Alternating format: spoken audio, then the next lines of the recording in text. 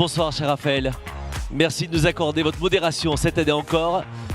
Mesdames et messieurs, soyez les bienvenus. Pierre-Étienne Franck, cofondateur et directeur général d'Hydrogène 24. Marc Ferracci, ministre chargé de l'Industrie et de l'Énergie. Marie Perrin, chimiste inventeur de Recover. Guillaume Pitron, chercheur associé à l'IRI, spécialiste des matières premières critiques. Et Philippe Quérel, le CEO et membre du conseil d'administration de Solvay. Mesdames, messieurs, soyez les bienvenus. On va vous écouter très attentivement pour cette séquence. Et je vais vous inviter dans le public à bien vouloir vous asseoir, s'il vous plaît, pour qu'on puisse écouter attentivement nos invités. Très cher Raphaël, c'est à vous. Merci beaucoup. Ravi de vous retrouver ici sur la terre battue de Roland-Garros, qui est sous nos pieds, évidemment, pour un débat qui met finalement les terres rares à l'honneur et les énergies nouvelles au cœur des enjeux à venir. Parce que les 17 éléments chimiques qui font bande à part dans le fameux tableau périodique que nous avons, je crois, tous appris à l'école sur les bancs du collège et du lycée s'invitent aujourd'hui en fait dans votre réalité industrielle. Vous avez tous, a priori en main ou pas loin, un téléphone portable. Vous avez peut-être récemment passé une IRM. Vous avez opté pour les énergies renouvelables pour alimenter votre consommation électrique. Je pourrais continuer comme ça la liste indéfiniment ou presque, parce qu'à chaque fois, le dénominateur commun dans tout ce que je viens de citer, eh bien, c'est le besoin de terres rares, que ce soit pour une éolienne, un pot catalytique. À un moment, elles entrent dans la composition. Alors la bonne nouvelle, c'est que finalement, ces métaux dits rares ne le sont pas vraiment. Ils sont même présents en relative abondance sur notre Terre. Leur appellation est principalement due à la difficulté jusqu'aux années 40, 50 de parvenir à les purifier, à les séparer. La mauvaise nouvelle, c'est qu'en fait, dans notre volonté d'aller vers une économie moins carbonée, nous allons en avoir de plus en plus besoin. Or, nous sommes, je ne vous apprends rien, en situation de dépendance. Alors, comment y remédier? Est-ce possible? Et si oui, où en sommes-nous, nous, Français, nous, Européens? Faut-il rebâtir une filière de la mine à l'industrie? Et à quelle échelle pour retrouver notre souveraineté? Quelle part les industriels que vous êtes, pour certains, ont-ils à jouer dans la manière dont ils se fournissent? N'y a-t-il pas une forme de paradoxe aussi, dualité que nous allons tenter d'éclairer avec nos invités? Et les patrons qui sont ici ont tous dans leur feuille de route, je crois, inscrit des objectifs de transition énergétique 2030, 2050. Nous avons des dates cochées sur le calendrier pour changer de modèle, sortir du fameux modèle fossile et préparer l'après-pétrole. Alors ma première question est pour vous, Guillaume Pitron, vous êtes notre expert. Est-ce qu'on n'a pas un peu, pardon de mettre les pieds dans le plat tout de suite, mis la charrue avant les bœufs? Nous avons totalement mis la charrue avant les bœufs. C'est-à-dire que nous avons envisagé un monde décarboné, et de façon tout à fait légitime et nécessaire. Pour autant, nous n'avons pas prévu, depuis une trentaine ou une quarantaine d'années, les matériaux nécessaires au monde décarboné. Or, un monde bas carbone est un monde aux métaux. Il faut plus de métaux pour émettre moins de carbone, puisque du puits à la roue, je prends cet exemple parmi d'autres, une voiture électrique nécessite 6 fois plus de minerais et métaux qu'un véhicule thermique. Donc la transition vers l'électrique est absolument nécessaire. Pour autant, il y a une intensité matérielle et minérale dans ces technologies vertes, sans mentionner les technologies que vous avez mentionnées dans votre introduction. Or, on n'a jamais pensé à la question de l'extraction et du raffinage de ces matériaux. En fait, on tenait la production de ces matériaux de terres rares, notamment dans le monde occidental, jusque dans les années 80. 90, on a cessé de les produire, extraction et raffinage, ou partiellement cessé pour des raisons environnementales et économiques. On a laissé tout partir en Chine. Et aujourd'hui, il y a un leadership chinois sur l'extraction de ces minéraux qui fait réagir jusqu'à Donald Trump tout récemment d'ailleurs, puisqu'en fait maintenant les Chinois limitent l'extraction, enfin l'exportation de ces matériaux, mais également l'exportation des aimants qui sont nécessaires pour les moteurs. Et donc se pose la question évidemment de la souveraineté minérale, la souveraineté industrielle que nous devons réacquérir sur ces terres rares et sur tous les métaux critiques en général, lithium, cuivre, cobalt, graphite, platine, graphite est un minerai, pour pouvoir mener à bien la transition énergétique de manière souveraine. Ouais, réacquérir cette réindustrialisation, revenir finalement à quelque chose qu'on a perdu à un moment. Et pourtant la prise de conscience, Marie Perrin, elle aurait dû avoir lieu, aller au moins dans les années 2010, parce qu'il y a eu la crise des métaux, la crise des terres rares. Qu'est-ce qui fait qu'on n'a pas pris conscience? Parce que je disais tout à l'heure, la liste est longue, mais j'aurais pu parler des ampoules, j'aurais pu parler des aimants, j'aurais pu parler des écrans d'ordinateur. Bref, on peut comme ça continuer. On en a autour de nous tout le temps, sans le savoir parfois. Alors c'est vrai que vous parlez de crise et la question c'est comment est-ce qu'on réagit en cas de crise. Ce qui s'est passé en 2010 et 2011, c'est que pour des raisons géopolitiques, la Chine a coupé ses exports et en fait les prix sur les matières premières, sur les terres rares, ont fait jusqu'à fois 700%. Et donc là, les marchés se sont affolés et du coup, les prix ont encore augmenté. Et finalement, cette crise s'est résolue assez rapidement parce que les exports ont repris et les prix ont chuté. Donc finalement, les projets qui étaient mis en œuvre pour faire du recyclage ou faire de la substitution se sont un peu éteints avec la fin de cette crise qui était une crise des prix des terres rares. Alors il y a des choses qui ont été faites en termes de substitution, les technologies compactes fluorescentes vers les technologies LED.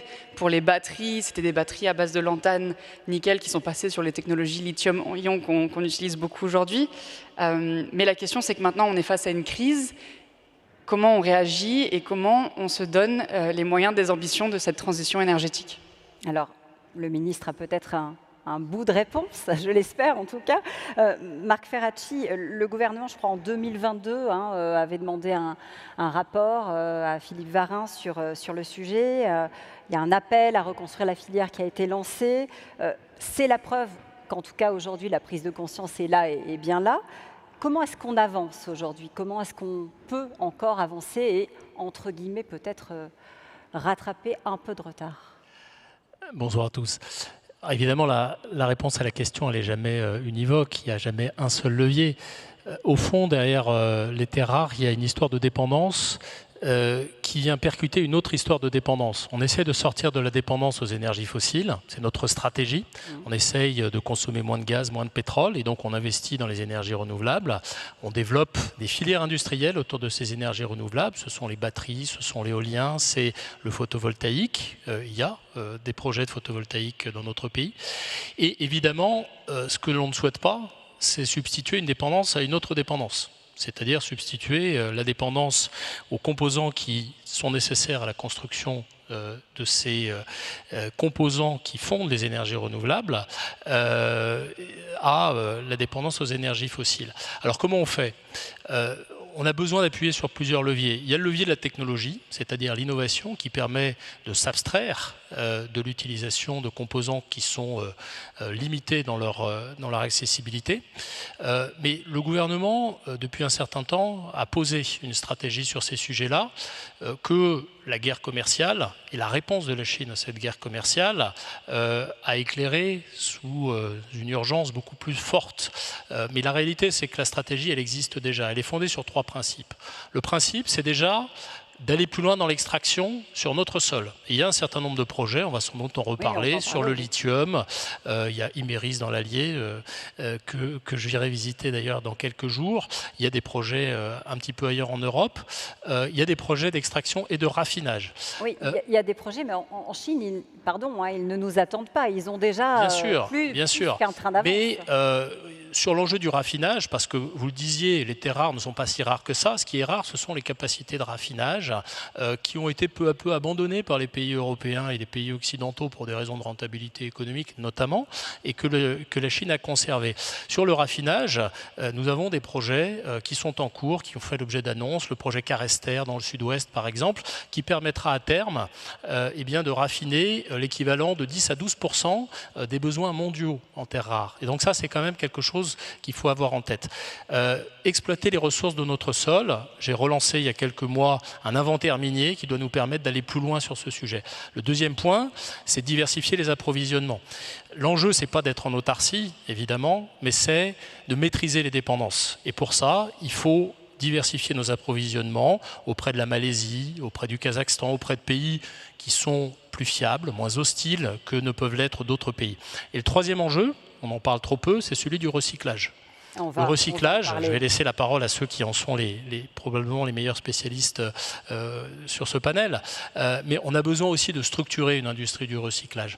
Donc la réponse, elle n'est pas univoque, elle repose sur beaucoup de leviers différents, mais elle peut aussi être rendue effective. Et moi, je suis optimiste à terme sur la capacité à sortir de ces dépendances. Alors vous êtes optimiste, je pense que Pierre-Étienne Franc l'est un peu moins sur la question de la dépendance en tout cas, parce que si j'ai bien lu votre livre, Pierre-Étienne, c'est un sujet que vous abordez dans Sauver le monde pour le changer et pas l'inverse. Vous dites aujourd'hui on dépend de la Chine et on ne va pas pouvoir faire de miracle pour sortir de cette dépendance. Mais si on reprend la situation énergétique et les chiffres, c'est très important de parler des terres rares, mais en termes de chiffres, on est quand même en dépendance de 400 milliards d'euros par an sur notre balance énergétique par l'importation de pétrole et de gaz naturel.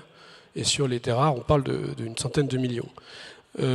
Deuxième élément, et on l'a vu avec la guerre en Ukraine, le gaz s'arrête du jour au lendemain. La dépendance aux terres rares et aux renouvelables n'est pas la même, parce que le jour où je mets en place mes assets sur le territoire européen, ils ne s'arrêtent pas du jour au lendemain. Donc tout investissement supplémentaire dans le renouvelable me permet de diversifier mes sources d'énergie, de diversifier mes accès et d'être moins dépendant d'une crise diplomatique majeure. Alors maintenant, effectivement, il est vrai que quand on regarde les chiffres de déploiement, de ce que vous aviez appelé d'ailleurs dans votre titre les nouvelles énergies, bon, les nouvelles énergies, la Chine déploie en un mois, je crois que Catherine McGregor l'a dit tout à l'heure, l'équivalent du plan français jusqu'en 2050 renouvelable.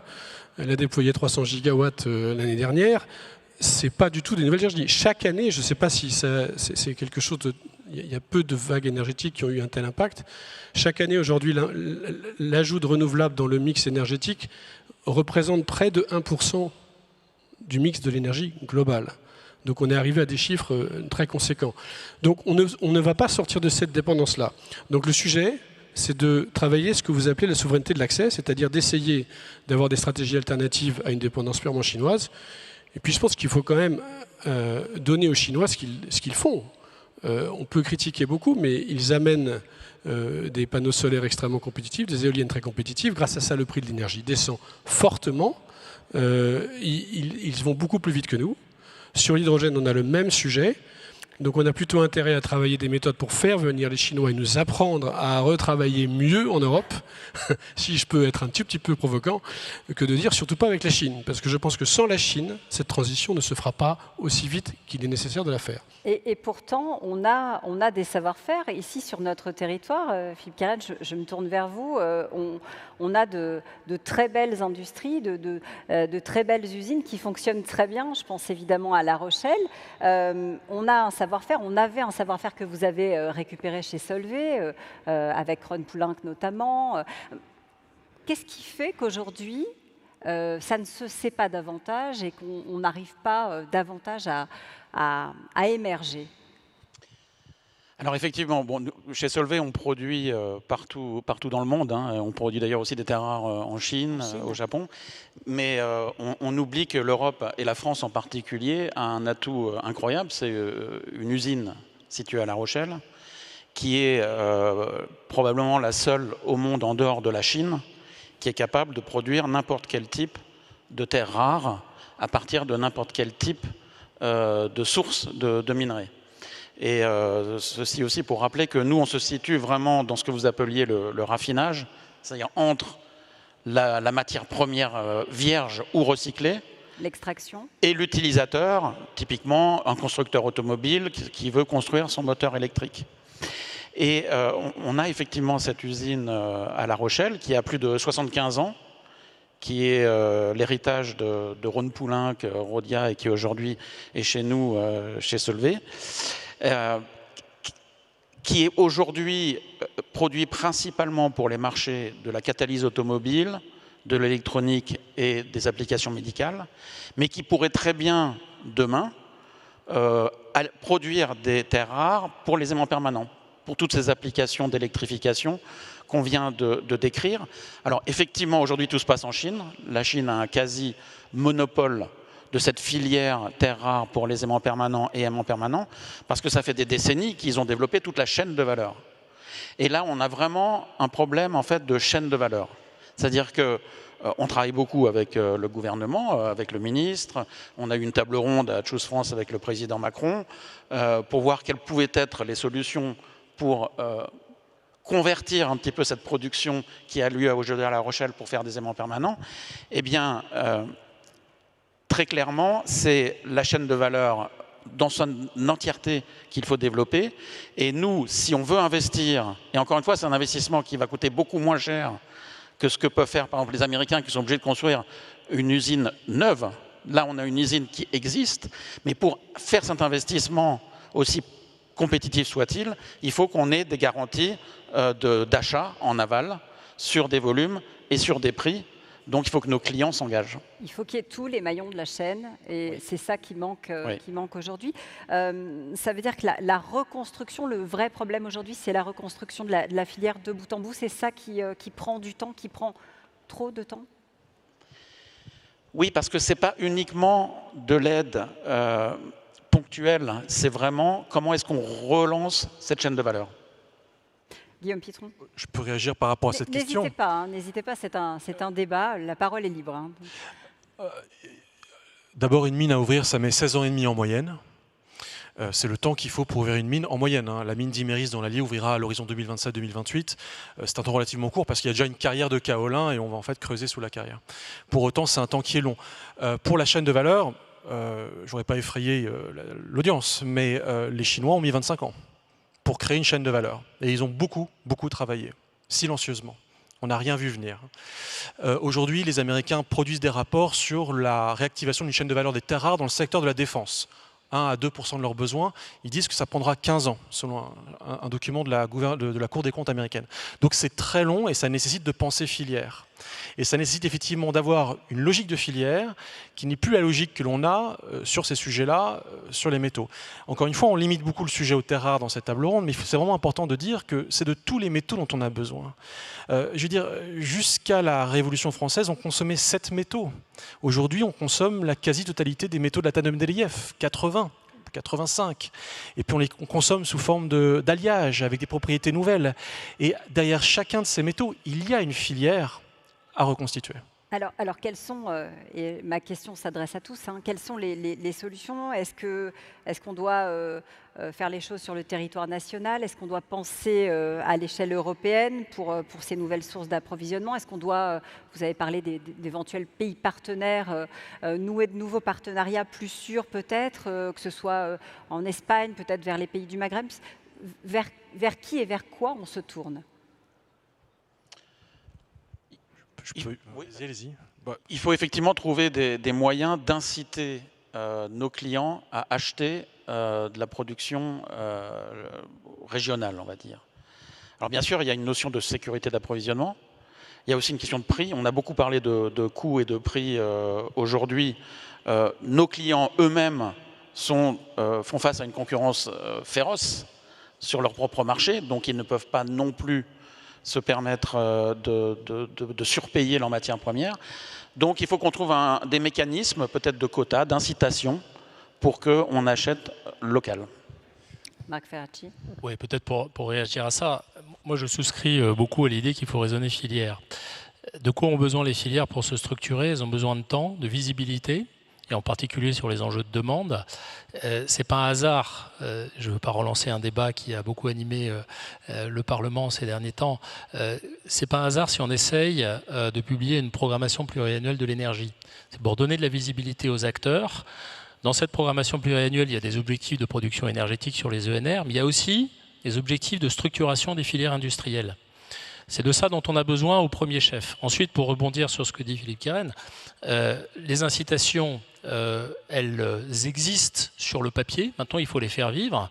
Il s'agit d'imposer des clauses de préférence européenne, de contenu local, sur les composants qui viennent s'introduire dans un certain nombre de chaînes de valeur. Aujourd'hui, on a besoin d'introduire des critères au moment de structurer des chaînes de valeur, comme les critères de résilience. La résilience, ça veut dire qu'une chaîne de valeur ne doit pas être pénalisée par par l'interruption de la fourniture d'un composant.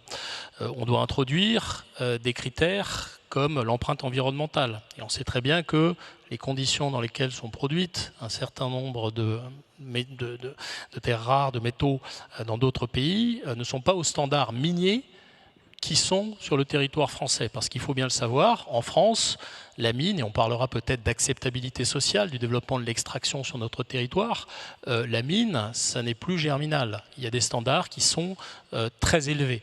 Donc il faut faire valoir ces atouts comparatifs pour, de manière peut-être indirecte, imposer justement ces critères de choix et faire en sorte qu'on choisisse local. Ça veut dire que pour se battre à armes plus ou moins égales avec la Chine, on pourrait envisager cette préférence européenne. À quel horizon, si on se projette ? Cette préférence, elle est déjà dans les textes européens, oui. Dans un texte en particulier qui s'appelle le Net Zero Industry Act. Oui, elle est écrite, pardonnez-moi, elle est écrite, mais je ne la vois pas dans la réalité. La question, c'est celle de sa mise en œuvre effective. Et là, c'est vrai qu'il faut qu'on aille collectivement plus vite, peut-être plus loin, en élargissant à d'autres secteurs, il y a d'autres sujets que ceux qui sont déjà prévus dans les textes européens. Mais je pense que la bonne réponse, c'est effectivement celle-là, dans un contexte où, vous l'avez dit, les concurrents ont de l'avance. Et ça prendra du temps de les rattraper. Pierre-Étienne Franc, puis Guillaume Pitron. On est sur des sujets critiques pour notre souveraineté énergétique, critiques pour partie pour nos enjeux de défense, critique pour le bilan économique et commercial de la France et de l'Europe. On a su, alors que les enjeux étaient moins importants, il y a 30 ans, construire une filière nucléaire, construire le programme Airbus, construire le TGV, parce qu'on a su, pendant 2 à 3 décennies, avoir une stabilité de la pensée politique sur le sujet. Aujourd'hui, les enjeux sont bien plus critiques. Il n'y a pas un bord politique qui n'ait ce mot de défense ou de souveraineté à la bouche, mais on n'est pas capable d'avoir un consensus sur ces politiques d'énergie. Tant qu'on n'aura pas réglé ça, on ne pourra pas investir durablement sur ces sujets parce qu'il faut, comme vous l'avez dit, entre 10 et 20 ans. On a vécu la reprise du nucléaire, on voit la difficulté que c'est. On est en train de le vivre sur l'hydrogène, on est en train, avant même que la filière soit née, de lui mettre des bâtons de roues juste par des incertitudes politiques. Je pense que sur les métaux, c'est le même sujet. On devrait pouvoir arriver, et si la France n'y arrive pas, c'est l'Europe qui le fera. Parce que de toute manière, c'est l'Europe qui est puissante sur le plan énergétique. Donc moi, je pense que le sujet de gouvernance et d'accord bipartisan sur ces enjeux est fondamental pour avancer. Je vous vois acquiescer, Marie. Non, il y a plein de thématiques qui ont été abordées et pour revenir sur ces ambitions à l'échelle de la France, mais à l'échelle européenne aussi, il y a, comme vous le savez, l'an dernier, à l'échelle de la Commission, le Critical Raw Material Act, qui a des chiffres très ambitieux en termes de souveraineté et d'approvisionnement de tous ces métaux critiques à l'échelle européenne. Mais encore une fois, c'est des projets qui sont sur le temps long et qui mettent du temps à se développer. Et il faut continuer à pousser la recherche et le développement, les industriels français sur le raffinage, mais aussi sur la manufacture de produits finis, parce que finalement, il y a eu une certaine invisibilisation de l'utilisation de ces métaux quand la production s'est exportée en Chine. Et finalement, il y a beaucoup d'industriels aujourd'hui qui utilisent des terres rares, mais à travers des produits manufacturés, donc sans forcément avoir pleine conscience de cette dépendance-là aussi. Donc encore une fois, il faut réunir tous les acteurs de la chaîne de valeur, réussir à identifier où se trouvent ces métaux et comment est-ce qu'on peut sécuriser l'approvisionnement à toutes les échelles de cette chaîne de valeur. Guillaume Pitron. Je rejoins ce que vous dites, Marie. Les chiffres, c'est donc du plan de la Commission européenne. À l'horizon 2030, ce ne sont pas des objectifs contraignants. Pour autant, à l'horizon 2030, il faut que l'on extrait 10% de ce que l'on consomme de notre territoire. Il faut que l'on raffine 40% de ce que l'on consomme des pays 27. Donc ça veut dire que le delta, c'est des métaux qu'on va devoir aller chercher ailleurs, en espérant que des pays africains, sud-américains, asiatiques seront d'accord pour nous vendre leur matière non raffinée pour qu'on fasse de la valeur ajoutée avec. Donc ça crée un immense sujet diplomatique passionnant. Et le troisième objectif, c'est 25% de ce que l'on consomme doit provenir du recyclage. Donc en fait, pour continuer dans le sens de ce que vous avez dit, Monsieur le Ministre, en fait, la préférence européenne n'est possible qu'à la hauteur de ce que l'on peut produire. Et donc ce sont les objectifs de production qui sont annoncés, qui sont ambitieux, qui sont relativement courte échéance, on parle d'ici 5 ans. Pour autant, ce ne sera jamais évidemment 100%, donc comment va-t-on ensuite pouvoir organiser cette préférence européenne à des coûts qui soient compétitifs dans le cadre de ces objectifs? Et j'ajouterai juste, mais je vais m'arrêter là, ça sont des objectifs, mais ensuite, vous les industriels qui êtes dans ce stade, sur ce cours, vous consommez ces matériaux. Vous ne le savez pas forcément, ou vous le savez. Mais à N-1, vous avez un jour un industriel, un sous-traitant qui vient voir et qui dit « je n'ai plus d'aimants de terre rares, j'en ai plus ». Et puis il va venir voir demain, il va vous dire « je n'ai plus de magnésium, parce qu'en fait c'est moins N-2 à moi qui est votre N-3 qui n'en a plus ». Alors d'abord, vous ne savez pas ce que c'est que le magnésium, pas forcément, vous ne savez pas à quoi ça sert. Vous ignoriez même que vous aviez un sous-traitant à N-3 qui avait une problématique d'approvisionnement. Donc la question, c'est comment est-ce qu'on décline opérationnellement pour vous ces sujets-là? Alors, c'est intéressant ce que vous dites, parce que est-ce qu'il faut, je vais prendre un exemple tout bête, hein, comme sur les paquets de cigarettes par exemple, avoir une sorte de traçabilité pour réveiller les consciences, essayer de montrer aux gens qui consomment le produit fini, finalement, d'où ça vient et quelles sont les étapes précédentes, voire les sources d'approvisionnement qui parfois se trouvent à l'autre bout de la planète. Est-ce que ça peut faire partie d'une option qu'on pourrait envisager? Oui, ça peut être effectivement intéressant d'avoir des labels, etc. Mais ce qu'il faut surtout, c'est, ce qui compte pour nos clients, et encore une fois, la chimie, c'est un peu l'industrie des industries, donc on a affaire à tout type de clients industriels, c'est la compétitivité, la sécurité d'approvisionnement, et l'empreinte environnementale. Donc c'est sur ces sujets-là qu'il faut qu'on soit très fort. Mais je voulais rebondir sur le fait que ça prend du temps effectivement de construire ces filières. C'est vrai qu'on va pas, l'Europe ne peut pas rattraper rapidement le retard qu'elle a pris sur certaines filières. On parle des terres rares, c'en est un exemple par rapport à la Chine. Mais encore une fois, on a un site en France qui est capable très rapidement, quand je dis très rapidement, c'est pas 5 ans ou 10 ans, c'est plus rapide que ça, de produire l'équivalent de 30% de la demande européenne en terres rares pour les aimants permanents. Alors au début, on ne pourra pas faire que du recyclé. Aujourd'hui, on a commencé un petit peu de produire quelques tonnes de terres rares pour les aimants permanents depuis le mois d'avril de cette année, mais c'est une production qui est marginale, c'est juste pour montrer que ça fonctionne. On n'utilise que des terres rares recyclées. On ne va pas atteindre 30% du jour au lendemain qu'avec de la matière recyclée, mais petit à petit, on va le faire, parce qu'on va avoir des moteurs en fin de vie, etc. Donc, je suis beaucoup plus positif, je dirais, que ce qu'on peut entendre parfois. Je pense qu'une filière peut redémarrer. Par contre, c'est vrai qu'il faut l'initier. Il faut vaincre un petit peu cette énergie d'activation pour lancer le processus. Oui, on n'est pas les seuls à y penser en Europe. Hein. Je veux dire, les Américains y réfléchissent. Ils ont des mécanismes de prix plancher pour rendre les projets possibles. Voilà, il ne manque pas grand-chose pour que ça marche. Et il ne manque pas grand-chose, mais il faut aussi une prise de conscience parce que je crois que le surcoût, il est de l'ordre de 20%, je ne dis pas de bêtises, si on produit ici en France. Comment est-ce qu'on va dire aux industriels acheter européen, acheter français je me trompe, monsieur le ministre? C'est cet ordre-là, le surcoût. Quand on structure une filière et quand on fait émerger une filière, eh ben, on paye les coûts d'apprentissage, on paye l'acquisition d'économies d'échelle et forcément, dans une période de transition, on peut être plus cher. Mais j'insiste sur ce point, sur mon point initial. Le prix de la dépendance, on le voit surgir. La Chine octroie des licences d'exportation, je ne veux pas dire au compte-gouttes, parce que les derniers chiffres que j'ai sont raisonnables. À peu près une licence sur 2, voire 2 licences sur 3 sont octroyées dans des délais raisonnables sur les terres rares. Mais la réalité, c'est que ça crée quand même de l'incertitude. Ça a un coût. Et dans le calcul économique globale, c'est-à-dire dans la stratégie industrielle globale, on doit tenir compte de ce coût-là, de ce coût de l'incertitude, de ce coût de la dépendance. Donc voilà, je ne suis pas à la place des industriels pour faire leurs calculs économiques et pour faire leur choix d'approvisionnement. Je veux dire quand même que ce sujet de l'approvisionnement, il est critique.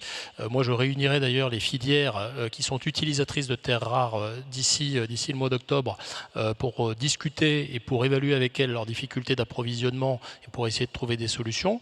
Mais ici, on a besoin d'avoir une stratégie qui tienne compte, on va dire, du cadre global de manière dynamique avec la dépendance et son coût. Vous parlez de stratégie, je voudrais que vous gardiez le micro parce que des projets stratégiques, il y en a au niveau européen qui ont été identifiés. Il y en a, je crois, en France 9 qui ont été ciblés. On en est où? On avance comment? Est-ce qu'on est dans le bon tempo, justement? Oui, on a, comme je le disais tout à l'heure, on part pas de rien. Et c'est ce que disait Philippe Keren aussi. On part pas de rien. Il y a un certain nombre de projets qui sont soutenus par l'État. Il y a quelques semaines, quelques mois maintenant, le Premier ministre était dans le Sud-Ouest pour inaugurer le projet Carester, dont je parlais tout à l'heure, qui est une usine de raffinage qui vise à couvrir l'équivalent de 10% de la demande mondiale dans un horizon qui est raisonnable, hein, c'est 2030. Donc on est ici dans des temporalités qui ne sont pas à 15 ans ou 20 ans. On a un certain nombre de projets qui sont déjà aboutis. Donc l'enjeu ici, c'est d'arriver à articuler ça à la stratégie européenne et à faire en sorte que nos objectifs qui sont fixés par le Critical Material Act en particulier trouvent une réponse dans des projets concrets. Mais encore une fois, je pense qu'on a aujourd'hui un cap qui n'a pas été fixé dans les dernières semaines et les derniers mois et sur lequel on peut s'appuyer. L'autre levier sur lequel on peut compter, l'autre pied finalement, c'est le recyclage. Hein. Marie, vous en êtes un exemple. C'est une des briques qui est importante à mettre en place. Vous parlez, je crois, de concept, j'aime bien ça, de mine urbaine. Ça veut bien dire ce que ça veut dire. Ça veut dire qu'on a déjà la ressource en attendant effectivement qu'on puisse rouvrir certaines mines et qu'on puisse recommencer à exploiter. Alors, je peux toucher sur le recyclage, mais je voulais rebondir sur ce qui a été dit précédemment. Je pense que c'est important de mettre en valeur ici que le raffinage de ces métaux, alors des métaux en général, mais des terres rares plus particulièrement, c'est une prouesse industrielle. Et en France, on a une histoire de la chimie qui est fascinante, qui va de la découverte de ces éléments jusqu'à avoir un site comme La Rochelle, qui est absolument unique au monde. Et le problème, c'est que si on ne continue pas d'investir dans les nouvelles technologies, les découvertes, la recherche fondamentale pour développer des nouveaux procédés qui peuvent être plus efficaces, plus verts, finalement, on n'arrivera pas aussi à atteindre ces objectifs-là. Donc c'est très important. Et finalement, quand on regarde le raffinage des terres rares, c'est finalement les mêmes procédés qui sont utilisés, peu importe le type de matière première.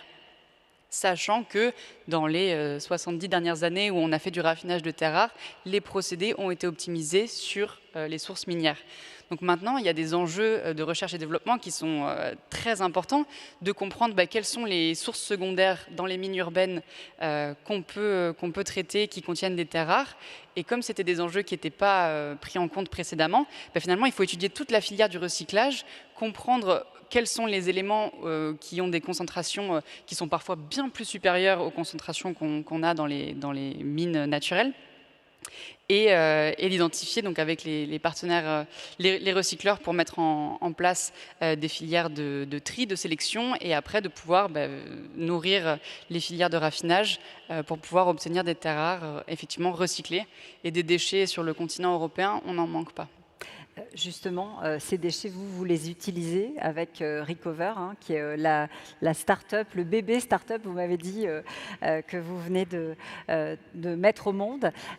Comment est-ce qu'on peut, vous travailler sur l'europium notamment, mais pas seulement. Alors ma question, je ne sais pas si tout le monde est familier de l'europium, mais on le trouve dans les lampes, dans les ampoules, ça aide à la luminescence des écrans ou des ampoules par exemple. Est-ce que ça veut dire que ce schéma-là, on peut le dupliquer avec les autres terres rares, les autres métaux rares et finalement avoir une nouvelle mine urbaine à disposition? Alors, l'europium, il a une belle histoire parce qu'il a quand même été découvert par un chimiste français, Lecoq de Bois-Baudran. Et enfin, sur les applications des terres rares, il y a effectivement les aimants qui sont la plus grosse utilisation, mais dans la catalyse, notamment pour l'industrie automobile, et surtout pour les propriétés luminescence. Et l'europium, en l'occurrence, est utilisé pour ces applications dans les lampes, dans les écrans de vos téléphones portables, dans les billets de banque également. Donc on le retrouve dans plein d'applications différentes. Et l'idée, c'est ce que je disais précédemment, c'est qu'une méthode de raffinage et de séparation, eh ben, il faut qu'elle soit adaptée à l'entrant. Et l'entrant, quand on parle de déchets, ça peut avoir des compositions qui sont justement très variées et qui peuvent contenir d'autres éléments également à prendre en compte. Donc nous, notre objectif, c'est de pouvoir se diversifier, mais ça veut aussi dire comprendre la chaîne de valeur et comprendre où sont les déchets et les déchets électroniques, mais aussi les déchets industriels qui sont très nombreux. Des terres rares, on en retrouve dans la production de l'aluminium, dans la production des produits à base de phosphore. Donc finalement, il y a plein de filières qui n'ont pas encore été exploitées pour valoriser les déchets qu'on produit aujourd'hui. Guillaume Pitron, puis Pierre-Étienne Franck. Là où on peut être optimiste, c'est qu'il y a des lois et des règlements qui favorisent cela. C'est vraiment important, c'est-à-dire que grâce aux législateurs français, mais grâce également à l'Europe, on se fixe des objectifs de recyclage et de réincorporation. Donc on doit recycler ce que l'on consomme et on doit reconsommer ce que l'on recycle. Et c'est notamment le règlement batterie qui fixe l'objectif à 2031-2036 sur les métaux des batteries. Et on peut espérer que ce type de réglementation-là existe pour d'autres matériaux, y compris pour les terres rares. Ce qui fait que concrètement, les entreprises aujourd'hui, désolé, je vais mettre les pieds dans le plat, mais elles ne veulent pas payer pour des terres rares recyclées. Et ni pour aucun matériau recyclé, du moment qu'il est trop cher par rapport aux matériaux à la mine. Donc en fait, on sait faire. Mais même quand on sait faire, on ne veut pas faire, parce que c'est toujours moins cher d'aller chercher ces métaux chez les Chinois, et peu importe la résilience d'une économie, du recyclage et de l'économie circulaire en France et en Europe. Je suis désolé, je le dis comme ça, parce que je le vois tous les jours avec des industriels qui ne veulent pas payer pour ce type de terres rares, tant qu'ils peuvent payer moins cher. Jusqu'au jour où vous avez une réglementation qui les oblige à le faire. Donc merci la réglementation, je sais que je dis quelque chose d'un peu scandaleux, mais pour autant merci la réglementation. Et jusqu'au jour où il y a une crise tout d'un coup qui surgit. Et là, l'industriel, au pied du mur, il a compris ce que vous avez dit, monsieur le ministre, c'est-à-dire qu'en fait, le prix de la résilience est toujours moins élevé que le prix d'aller chercher en payant un premium cette terre rare. Et en ce moment, il y a un sujet sur le samarium. Je le vois dans l'industrie de défense. Des industriels du samarium disent on n'a plus de samarium, il y a des licences sur le samarium. Et tout d'un coup, où est-ce qu'on va chercher du samarium? Je peux vous dire que celui qui avait créé une entreprise de recyclage du samarium il y a 10 ans, aujourd'hui, il avait des clients partout. Mais dans 2 mois, il n'y aura plus de problème de samarium parce qu'il n'y aura plus de licence et tout le monde aura oublié. Donc la question aussi, effectivement, c'est celle de la résilience et de la visibilité du long terme au niveau de l'État, mais également au niveau de l'industriel. Je vous vois avoir envie de réagir. Allez-y, Marc Ferracci, puis je non, très rapidement pour compléter. Je pense que le défi auquel est confrontée l'industrie du recyclage, c'est que c'est une industrie qui a besoin de débouchés, mais qui a aussi besoin d'intrants. Et il y a un certain nombre de projets de recyclage qui se sont arrêtés, précisément parce qu'en amont, et d'où la nécessité de structurer les chaînes de valeur, les intrants n'étaient pas suffisants.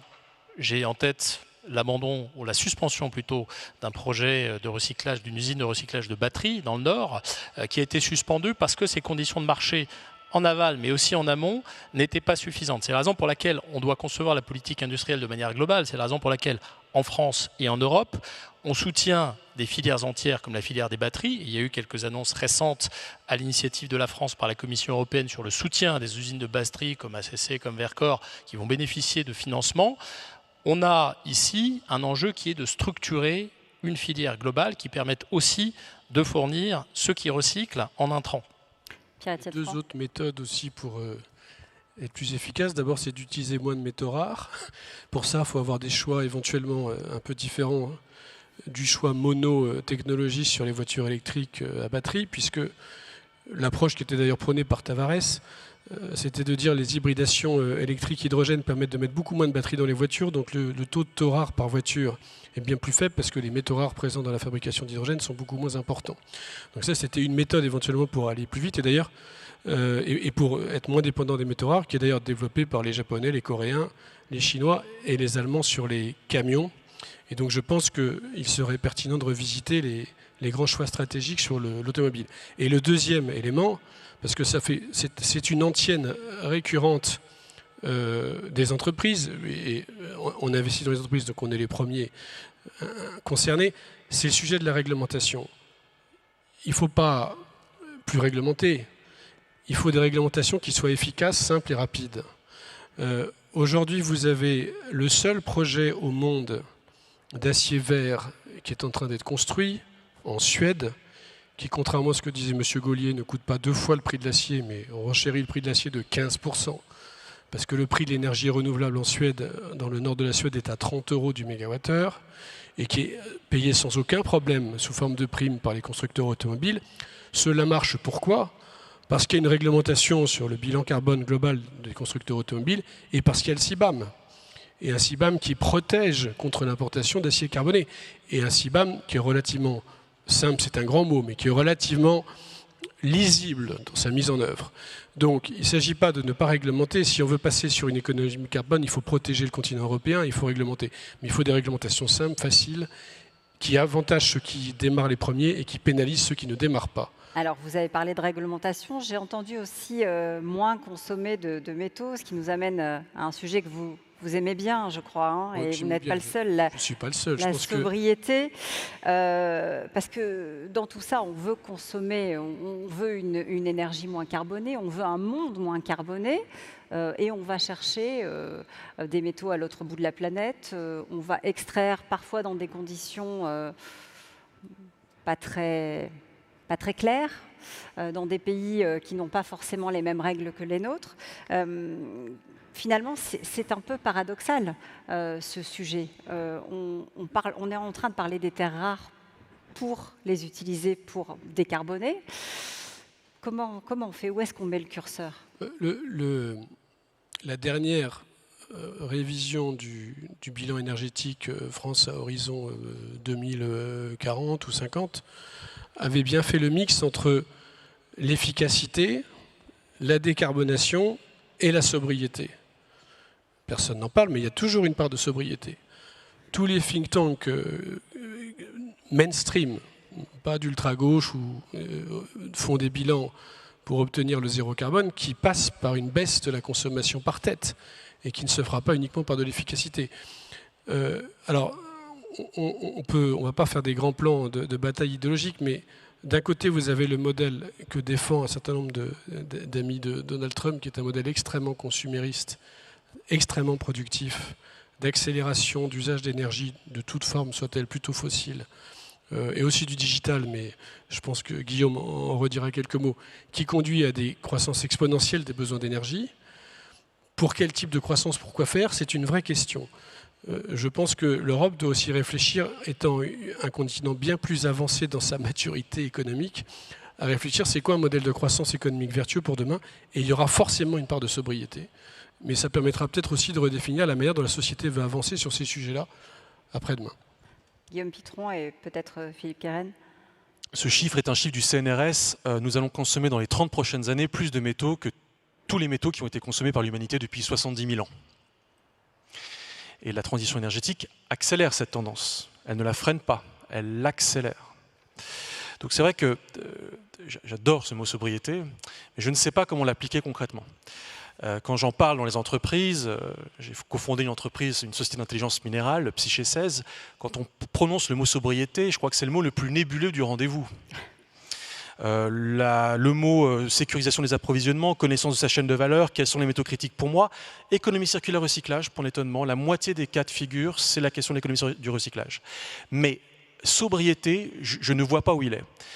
Alors, on parle souvent de substitution, ce qui peut être une sorte, pas de synonyme, mais enfin de succédané de la sobriété, au sens où certains matériaux très intensifs en énergie pour leur extraction, parce que très dilués dans l'écorce terrestre, peuvent être remplacés par d'autres matériaux qui, eux, sont plus abondants. Typiquement, la batterie nickel, manganèse, cobalt, qui se passe de cobalt et de nickel, et on vient remplacer notamment cela par du fer et des phosphates. Et le fer est un métal abondant. Donc on remplace certains besoins par d'autres besoins, mais on ne va pas consommer moins de fer, on va ne faire que consommer davantage de fer. Donc il peut y avoir, à mon avis, davantage de consommation corrélée avec un moindre impact environnemental. Ça, je peux l'envisager, mais pas avec une moindre consommation de métaux dans des voitures électriques et connectées, pour lesquelles nous avons vendu un monde virtuel qui n'est tout sauf virtuel. Les matériaux connectés sont les matériaux et les puces électroniques sont les objets les plus matériaux intensifs de l'histoire de l'humanité. Toutes ces deux transitions qui vont ensemble, la verte et la virtuelle, censément virtuelle, nous emmènent vers un monde qui est peut-être bas carbone, et je l'espère, mais certainement un monde haute matière, un monde dans lequel on fera des bilans matière et dans lequel les entreprises feront leur bilan matière, comme elles font leur bilan carbone aujourd'hui. Et à mon avis, c'est le prochain enjeu. Donc, dans ce cadre-là, voilà, je m'interroge sincèrement sur la faisabilité, la réalité de ce mot à courte échéance. Oui. Juste une phrase. Oui. Vous allez l'expliquer encore mieux que moi, c'est que toutes les entreprises sont quand même concernées par la sobriété quand elles cherchent à réduire leur consommation d'énergie. Hein. Donc c'est quand même la base de toute la performance énergétique des entreprises électro-intensives. Ouais. Et je crois de toute façon, enfin, c'est le progrès scientifique, c'est-à-dire qu'on remplace une solution par une autre qui est meilleure, mais qui n'est pas parfaite. On n'a pas encore atteint la perfection. La priorité aujourd'hui, c'est de lutter contre le réchauffement climatique, très clairement. On le voit, c'est la priorité numéro 1. On émet trop de CO2. Et c'est vrai que une des conséquences, c'est qu'on a besoin de plus de matériaux. La bonne nouvelle, je pense, c'est que contrairement au pétrole, au gaz ou au charbon, ces matériaux dont on a besoin, ils sont en général disponibles à peu près partout, pas tous. Mais si on parle des terres rares, il y en a à peu près partout dans le monde. Donc on n'est pas obligé de dépendre d'imports lointains pour développer ces filières. C'est vrai qu'on a un défi aujourd'hui, c'est que il y a une région qui a pris beaucoup d'avance par rapport au reste du monde. Mais encore une fois, je veux dire, c'est une question de volonté. Si on veut diversifier ses sources, on peut le faire. Et surtout, on peut produire aujourd'hui ces matières de manière durable, Oui, de manière compétitive, en limitant l'impact sur l'environnement et en limitant la consommation de ressources.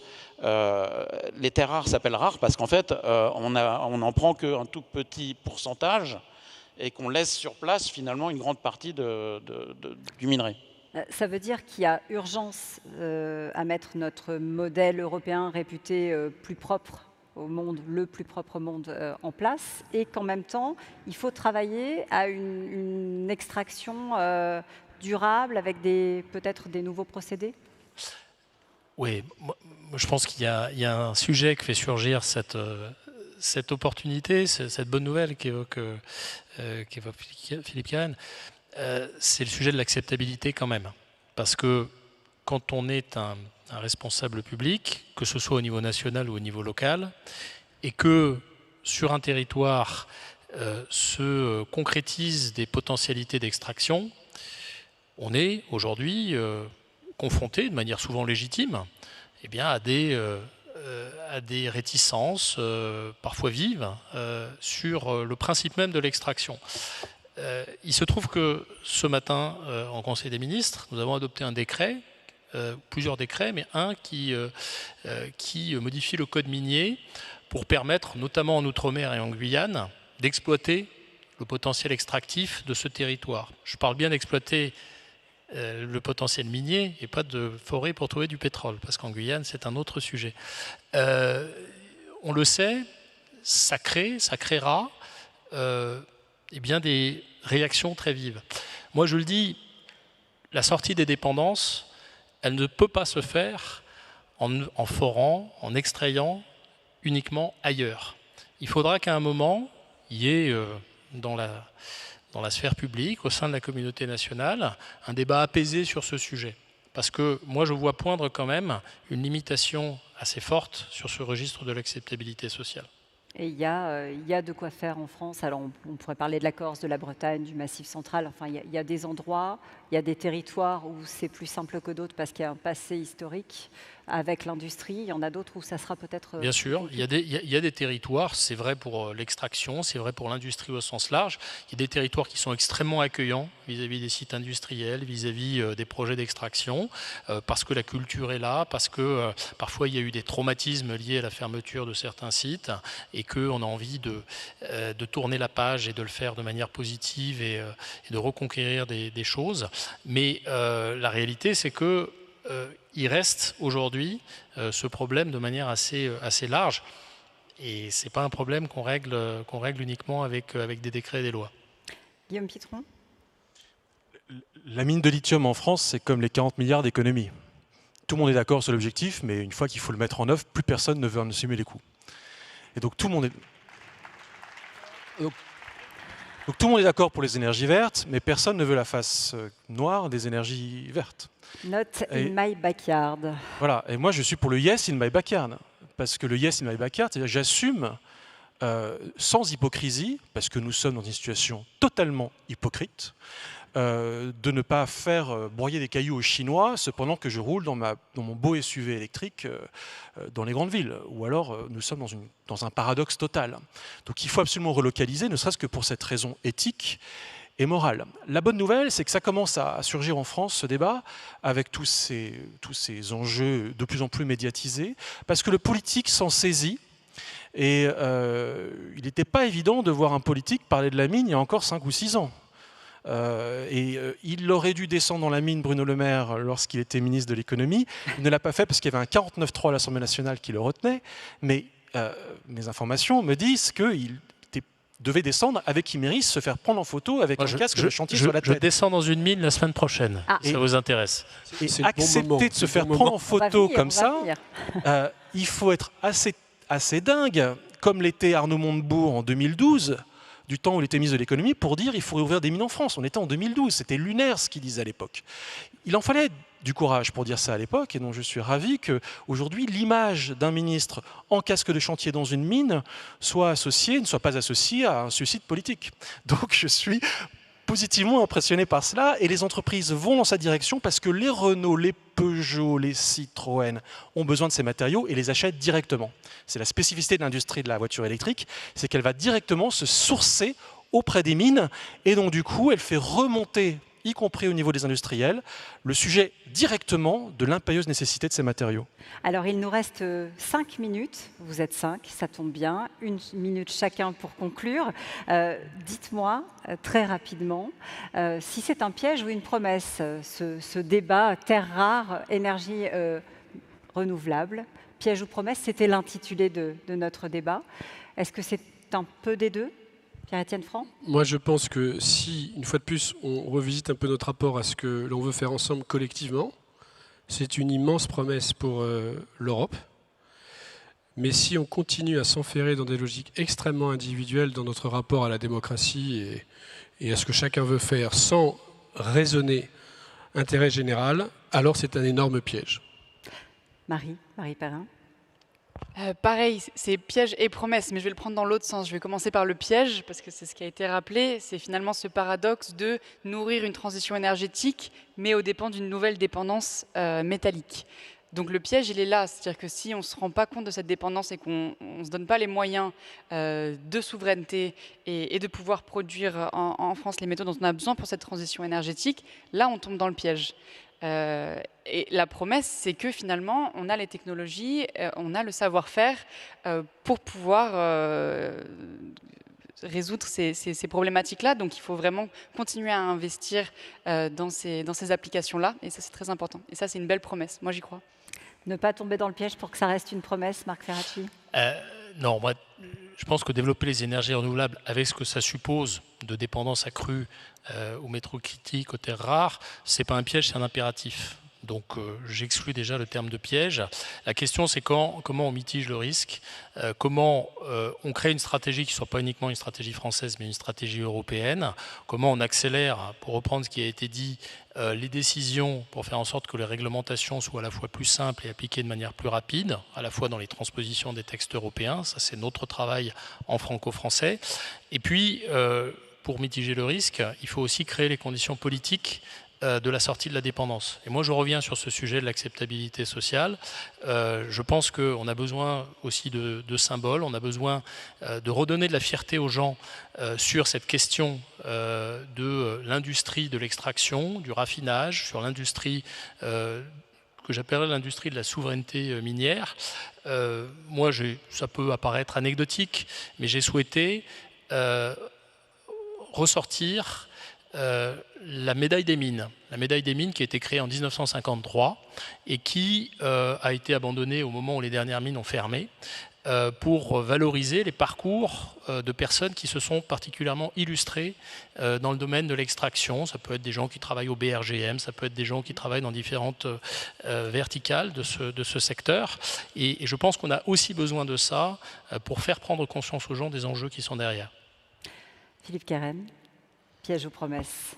Non, je pense que c'est vraiment une belle promesse pour l'Europe et pour la France, parce que, comme l'a très bien dit d'ailleurs Marie, elle a fait la publicité de La Rochelle, merci beaucoup, on a un vrai savoir-faire en Europe et en France dans toutes ces technologies-là. Et donc, c'est une superbe opportunité, une superbe promesse. J'en profite pour dire qu'on parle de matériaux, de minerais, etc. Mais tout autour, il y a plein d'industries.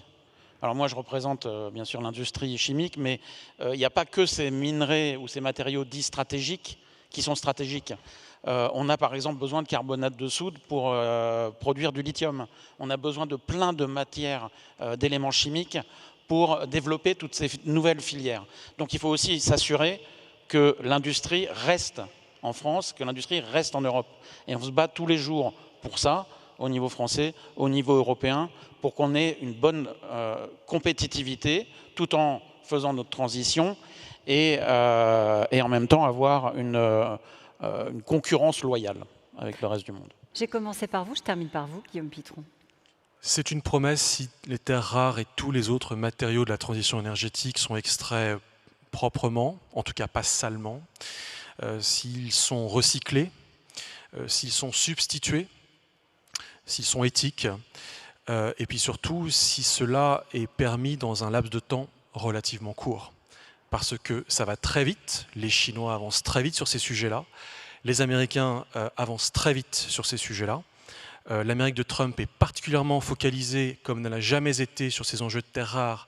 Le Pentagone investit massivement sur ces enjeux-là pour pouvoir garantir la souveraineté de l'industrie de défense américaine. Donc il y a aussi une question de temps à intégrer là-dedans. Il faut aller vite. Merci beaucoup. Merci à tous les 5 d'avoir conclu cette journée de débat ici à la REF. Merci très cher Raphaël pour votre talent ici. Merci mesdames et messieurs, merci monsieur le ministre. L'Office de tourisme de La Rochelle vous remercie évidemment pour la publicité qui a été faite. Et monsieur le ministre a eu l'image, peut-être que l'on attendait l'actualité, on ne sait pas à quoi il faisait référence, il dit la semaine prochaine je descends dans une mine, on ne sait pas si c'est avant ou après le 8. Merci beaucoup monsieur le ministre.